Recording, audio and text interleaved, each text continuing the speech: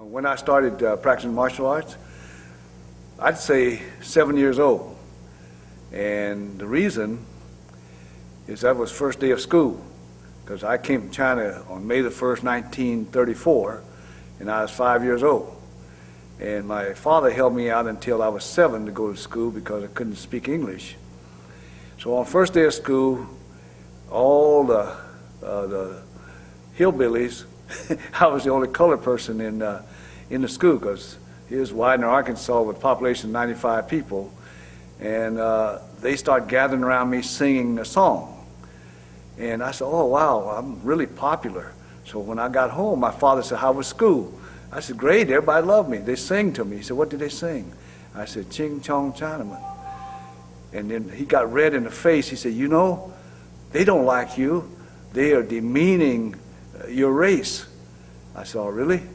So I went back to school next day, and the teacher called us to have a little softball game, you know, for recess. So it had me to play first base. And this kid hit a run and comes on the first base. He looks up at me and he says, chink, pop. Down he went. And next thing I knew, I was in the air getting spanked by the playground teacher.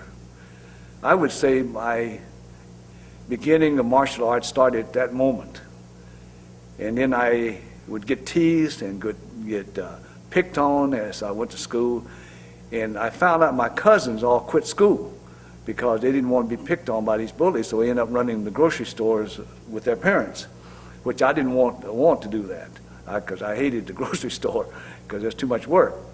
So I fought back, and as I had more fights, I got more interested. And about, I guess 11 or 12 years old, I was looking through a Montgomery Ward catalog, and I saw a boxing book for sale, and it was Fundamental Boxing by Barney Ross, who was a world middleweight champion back in the 30s. So I got the book, and I started reading it from cover to cover, and put up a pillow in my room, and I'm punching that pillow, working those jabs, hooks, and uppercuts as I understood it in that book. And then I realized, wait a minute, when I got in the fight, it was a piece of cake, because most of those kids would come at me like this, and I would stick and move, I would stick and move. And then eventually I would smack with that right hand, and down they go. And then of course I always get in trouble, because if we do it on the playground, you know, the teacher would get us. So after that I went to college, and they had a boxing team, and I joined the boxing team. So my first martial arts really was boxing. And then from there on, of course, I met judo instructors, jiu-jitsu instructors, taekwondo instructors, and I trained under all of them. Yeah. Okay, on this technique, every time we do something, there's a purpose. And this one is what I call the 3 Ds: deflect, dissolve, and destroy. And how we do that is go by that old Chinese saying that you take 4 ounces of deflection against 4,000 pounds of force. So you got evade, you got deflect. And so the other aspect of this is you hit the pressure points. You don't want to just hit anywhere. You have a purpose in mind, the target. So on this first technique, Adam's going to throw a straight right, and I'm going to deflect. See how I avoid the, avoid the power. And then with this hand, I'm going to trap it. And then now I'm going to hit this nerve here, and when I hit this nerve, I'm going to hit here at this pressure point here, follow through with a left hook and an uppercut. So these are the points that I'm hitting. So boom, boom, boom, pop, pop, pop. Yeah. So with speed, you know, you just hit all those points. So we do it again. Bam, bam, bam. And then pull, you stretch them out. You hit here, here, bam, bam. Yeah. Okay, now the same principle works if he throws a right hand. I'll go in this way. This is what we call a roll. See, I roll, boom. See, and from here, I go this way, and then again, bang, bang, bang. See, we try to do the same techniques for many different situations. That way, you don't have to tax your muscle memory. You know, you have a certain groove that you practice. Okay? Bam, bam, bam. Yeah. The other one is this way. Bam, bam, bam. See? So again, down here, bang. Then I hit here again and set it up, because this hand was set up here. Bam, bam. Okay. Bam, bam. Okay, now do it slow. So he go this way, bang, bang, bang, bang, bang. My father used to tell me all these stories about these Kung Fu masters and how good they were, and I always was curious. But in the 50s, when I came out to California, I couldn't find anybody who would tell me where there was a Kung Fu school. They were so secret.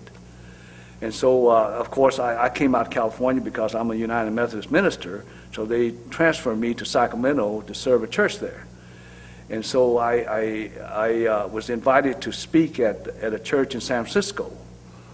So after I spoke at a church in San Francisco back in 1957 or 58, something like that, I said, today I'm going down to Chinatown and I'm going to find me a Kung Fu school.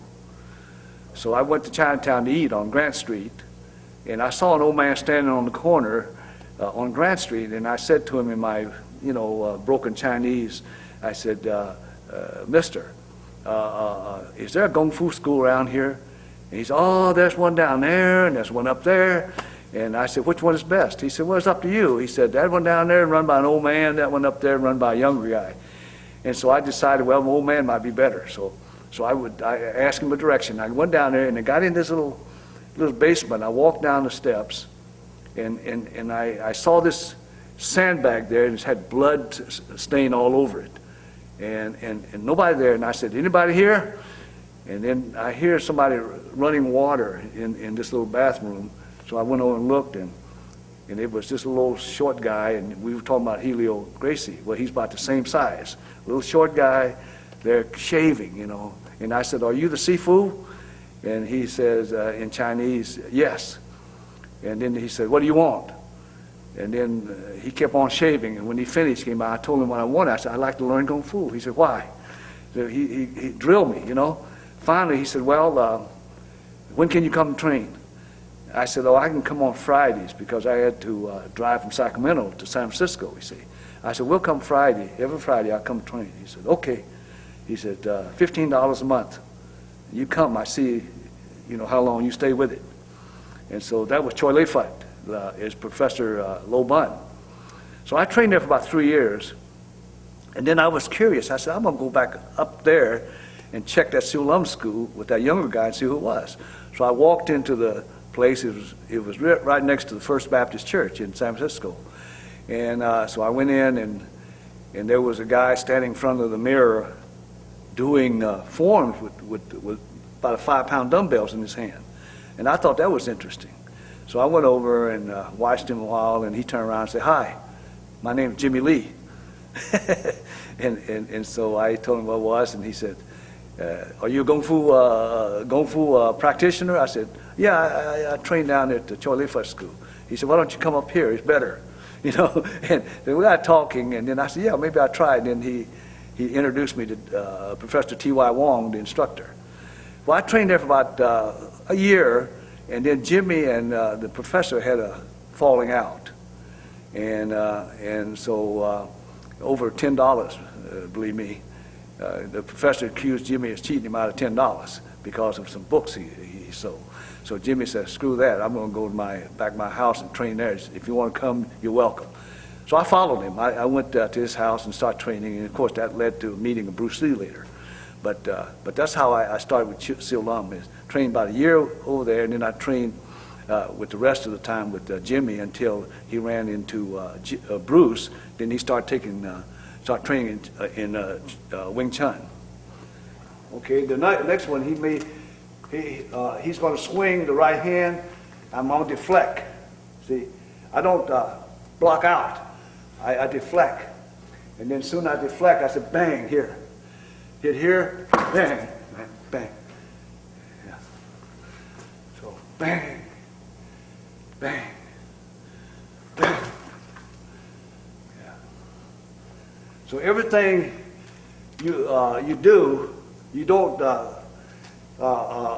go strength to strength. You deflect, and you avoid, you dissolve.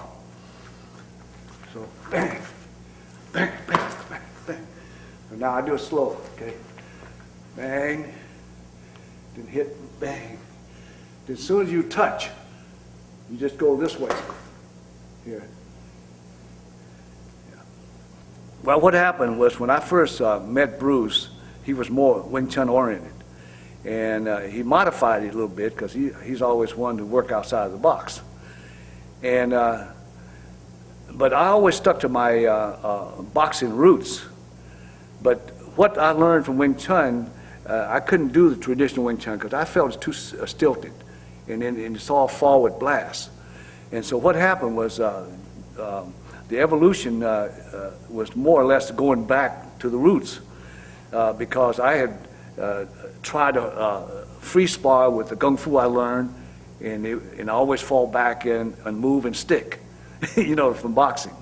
And then I learned Taekwondo, and I tried that, but the kick worked, but I had to, you know, refine that till it worked. And then when I met Bruce, then I tried the Wing Chun thing, the forward blast, and I got in trouble. I said, no, you just can't come straight in on somebody because I sidestep and hook you, and you're in trouble. And so, but the evolution came, and the validation that I should go back to the boxing route was when Bruce got into a fight with a guy named Wong Mun. See, I guess they went back and forth trashing each other, but not Wong Mun, but there's a mediator that did that. He said, Wong Mun said this to you, and he went back and said, Bruce Lee said this to you. And finally, he brought 10 guys over, and they were going to have a fight. But there was no fight, because Bruce get into this stance and said, you ready? And the guy said, well, let's talk about Roos. He said, hell with Roos, let's fight.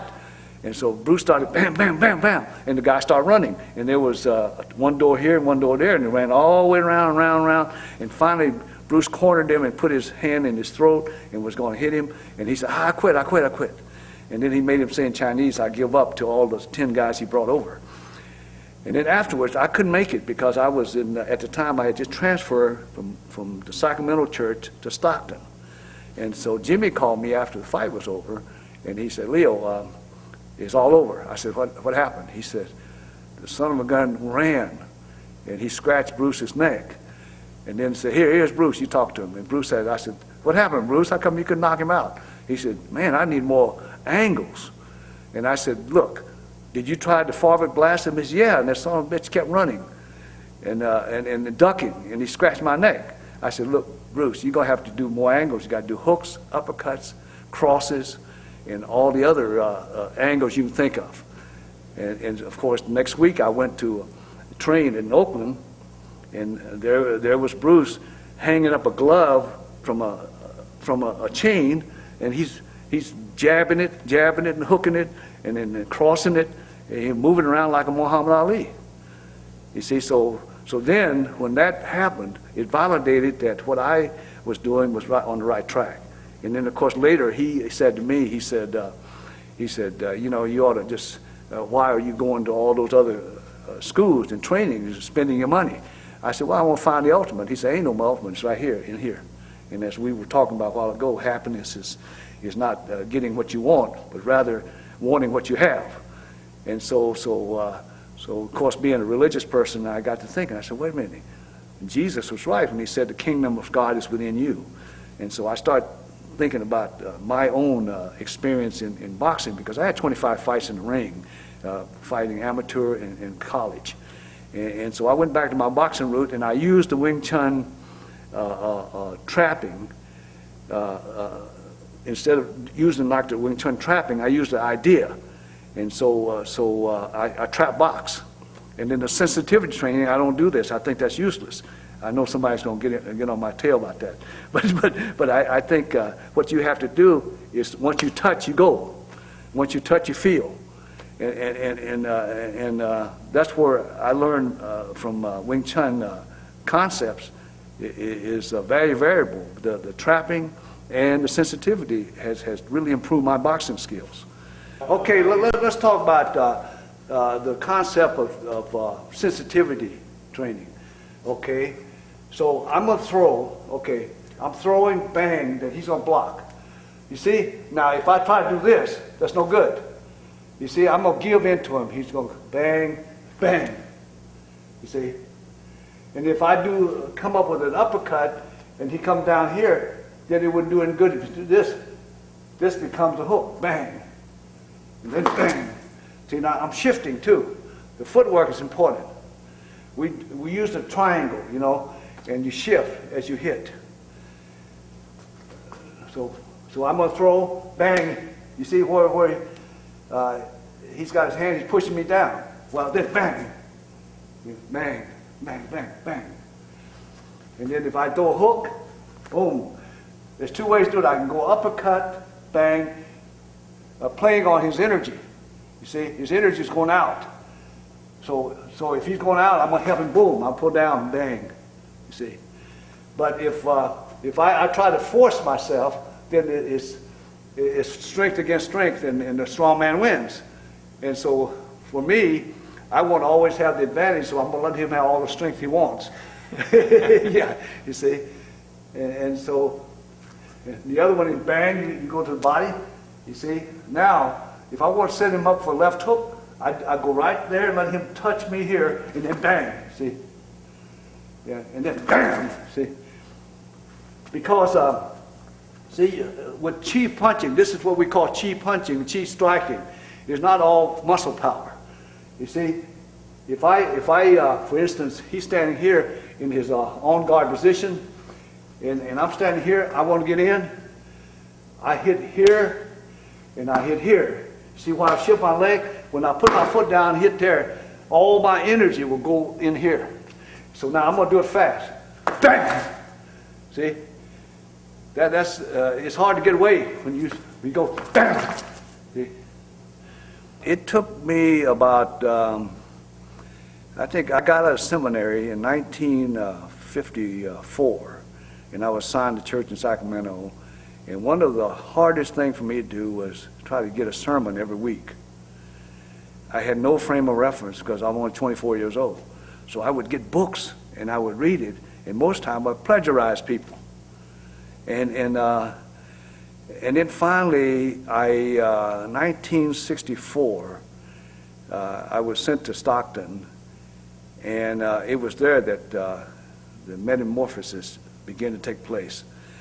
I began to have more reference because I went through a divorce, I went through, my mother died, and all these. I had a frame of reference now.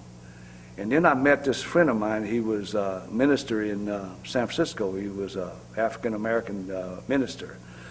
And he said to me, he said, you know, he said, when the brothers and sisters come to church, you have to feed them. You got to give them soul food.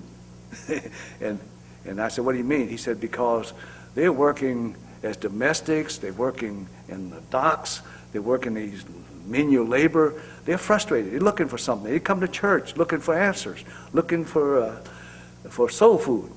And I got thinking, I said, you know, he's right. So I went back and I started thinking about my own experiences. What are my members dealing with this past week? What kind of frustrations are they going through? And I said, I got to have a message for them. And that changed, that metamorphosis took place in the 60s. And then that began to affect my martial arts because, see, when I was in the late 50s and early 60s, I was frustrated because on Monday morning I said, I got to work out. So I go to the gym and lift weights for 3 hours. Heavy stuff. And then I said, I got to practice my forms, my Taekwondo forms and my Kung Fu forms. And I couldn't cram all that stuff in one day. And if I did, I wouldn't have time to do anything else. I'd be zapped. And then I'd try to break it up. And then I would free spar for three times a week so I can have my free sparring skill up to par. And I had somebody come in, I had 2 sparring partners come in, and we sparred 3 times a week with boxing gloves on, hit full contact. And then finally, as the 70s emerged, and the word Wei Kuen Do emerged in 1974, the way of the integrated fist, that's when the real change came with martial arts wise. That's when I began to integrate. So today, I can work 10 minutes and I get a workout. I got fitness. I already refined my hitting skills, my kicking skills, my grappling skill, my trapping, whatever, all skill. I can do it all in 10 minutes because somehow there's that revelation that came down to me down through the years, and I'm able to integrate. And so that was the change, and then I don't have to look at that person and say, well, I'm impressed with what he's doing, so I'm going to try to do what he's doing. I see Silat. I said, oh, that's nice, I'm going to do that. Now what I do is, what I learned is that you take one technique and make it work in many situations. So I don't have to say, well, if he's a grappler, I got to become a better grappler. No, if he's a good grappler, I got to learn how to keep away from him and pop him with what I'm good at, which is hitting skills. And if he's a kicker, I got to figure out how to navigate the distance and hit him. See, so that's where I'm at now. And so I can work out 15 minutes, hour, 2 hours. I still get a workout, and I cover all those bases. Yeah. See what I did? Okay, I'm gonna do it. So bang, bang. See, I go to the side. I don't go straight in. Now, if I'm gonna go straight in, here's what I do. Boom. And then I drop down. Boom. See, so he's like this. Boom, boom, boom. Boom, boom, boom. See. So then, but screwing him up, you see, what we're doing is what I call winning by deception. So you go boom this way, and he thinks I'm going this way, but as soon as he flinch, then I step in, bang. Another way too, we jab this way. Most people jab and come in. Here's the other way I jab, it go boom, and hit like this. So you go boom. See, so I jab, my jab is here, my body's here. My experience, what would be advice to give these martial artists? I would say, number one, use martial arts as a vehicle for developing character. See, it's not important that you're the baddest ass kicker in the ring. Like a lot of these MMA guys, they say, oh, I want to get in there, he's bad. My question is now is, when he walks out of that ring and that octagon, or whatever, he gets into another arena, which is called arena of life. Can you handle that? See, I did a seminar for the Machado brothers one time, John particularly. I love those guys. They're very humble. John said, Leo, can you come and do a seminar for me? Well, I walked in that studio, man, everybody got big neck and everybody choking everybody out. There's about 25 of those guys, they're buffed. I said, what can I teach them from a technical standpoint, right?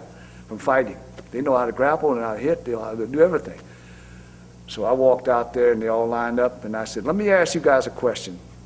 How many of you here can choke out depression? Boy, you could hear a pin drop. And then John said, you can. I said, right. I said, you cannot use a physical solution for a spiritual problem. And so the bottom line is, you got to use the vehicle of martial arts, or martial arts as a vehicle to develop inner strength and character. And my advice to all of the martial arts brothers, no matter what style you practice, it is not any better than the other style. I don't care if you say my style can beat your style. No, I got a better style. I got a gun if I want to do that. I pull a trigger. See, that's the ultimate martial arts. But let's put that aside and say that the ultimate martial arts is developing all these inner skills that you can deal with everything life throws at you. That is my advice.